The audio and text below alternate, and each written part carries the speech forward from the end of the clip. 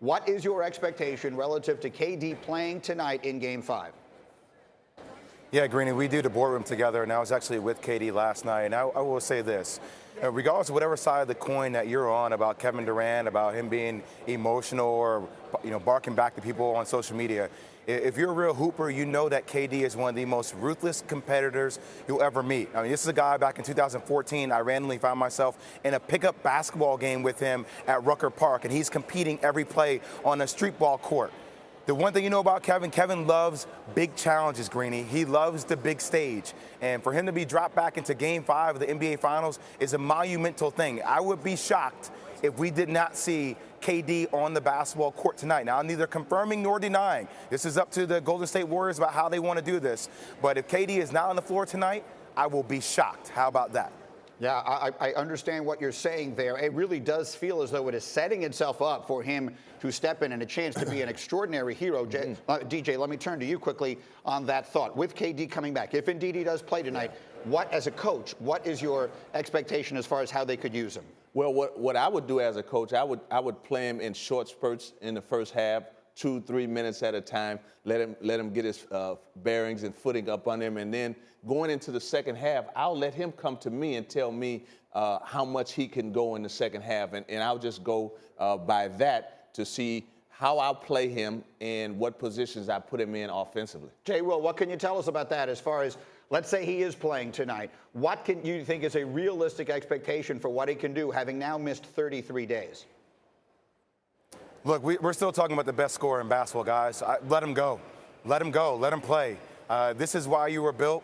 His shoulders are built to carry this. The rest of the team, they're finally going to be healthy. And I wanted to address something too, Greeny. Over the last couple of weeks, you've been reading all these different articles, this speculative talk about, was Kevin really hurt? Is the injury worse than what it is? Does he really want to be a part of this team? He just got cleared the other day to play. He just got cleared the other day to play. So Klay Thompson was cleared, Kevon Looney was cleared, Kevin Durant just got cleared yesterday to play. He practiced, he was in his bag, he said he felt good. I think tonight is looking to be an epic night. I mean, this is the final matchup that we've been waiting for. This is Kevin Durant versus Kawhi Leonard. This is a chance for this game to be a closeout in Toronto. But Kawhi Leonard and the Toronto Raptors, they've never seen this Warrior team at full force. We and the world will get a chance to see this game at full force for the first time since this team has been together for the Warriors.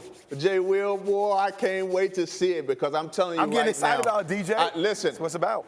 I'm telling you right now, Golden State, all they're thinking about right now, or all they should be thinking about, is winning one game. Mm-hmm. You're down 3-1. You can't win all 3 games tonight, so you worry about just tonight. And if Kevin Durant can come out there and give you any type of energy, it helps Klay, it helps Steph, it helps the guys coming off the bench with confidence, okay? And now Toronto has to play defense a little bit different, Greeny. They can't just guard 2 guys. And let the record show, there's only been one team ever to come back from 3-1 down in the finals, and Damon Jones was a coach on that team. It was Cleveland 3 years ago against these Warriors, who, of course, didn't have KD then. We expect him to have him tonight. Let me go back to Jay Will quickly on this. You said you were with him last night. What can you share about his mentality? It feels so set up for him to step back in here and be a hero and maybe even rewrite the entire narrative of his time in Golden State. What can you share about his mentality?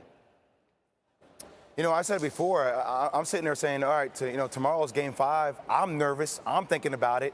You have to assume he's thinking about it. But the one thing about KD is that he's so different, Greeny, like he's just poised. He was with his routine.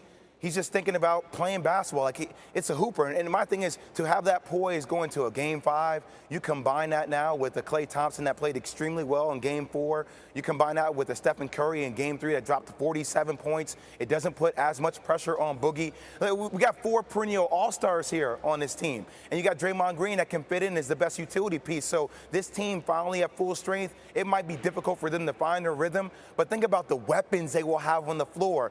And it's going to take an epic game for Toronto to win it out, Game 5 here tonight. An epic game. Yeah, absolutely. One of the things that we will wonder about, and obviously we'll start getting the answer tonight, is could it potentially be too little too late? Guys, let's play Michael Wilbon. I want you to hear what Wilbon said. He was in Oakland after Game 4, and he had this to say about Durant's possible return and what it might or might not mean. If Kevin Durant comes back and he plays for the first time in a month, how good is he going to be? How sharp is he going to be? If you could promise me that he's going to be the Kevin Durant of the first 3 weeks of the playoffs, I'd say fine. You know, then it goes 3-2 and they get a chance to come back here and Oracle lives one more night and, you know, cue the music and it's 3-3 and we go to game 7. But with what we've seen from Toronto and that defense, and they are just quicker to the ball, they are all over the place scrambling. They seem too big, too long, too strong for Golden State offensively. It's asking a lot. It's asking a lot, even of an MVP and a great, great, great player like Kevin Durant to come and save the season. So that is why I'm hedging it now. I think it's a very reasonable way to approach this. Jay Williams, assuming you could hear the things that Michael Wilbon was saying, what do you make of that? It is certainly asking a lot to ask a guy, no matter how great a player he is, to come back after over a month off and essentially save a dynasty tonight. Well, I agree with him. And look, we've been saying that the whole time about, finding nuances of the game and finding that rhythm. But let me give you the opposite side of that equation as well, Greeny. I hear a lot of people saying all you have to do, Toronto, is win 1 out of 3 games. And if you're on that side of the equation, if this happens tonight where KD does come back, if he finds his rhythm offensively and they get this one tonight, then I'm saying, well, all you got to do is win 1 out of 2. But you can just see the intensity, the density in the air getting tighter and tighter and tighter if they lose these games. And what happens if they do win tonight?